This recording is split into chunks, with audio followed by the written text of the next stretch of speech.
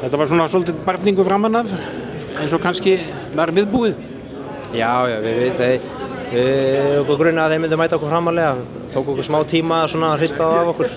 Þeir voru svolítið svona, við vorum ekki nógu hraðir í byrjun fannst mér. Bara svona, við vorum ekki alveg að fara nógu vel 1-1 og svo þau færi sem við fengum, við vorum að klúra þeim og mikið tæknifeilum í byrjun leiks.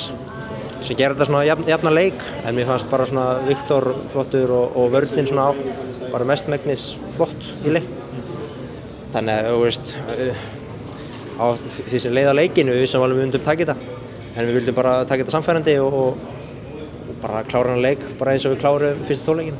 Já, það er svona síðustu mínútur í fyrri hálfleik og svo þessi upphafskafli fyrstu 10 mínútur seinni hálfleik sem ger út þetta. Já, við ætlum svo að mæta, já, eins og segir, í seinni hálfleik bara á fullu, bara klára hann leik, bara fyrstu 10-15.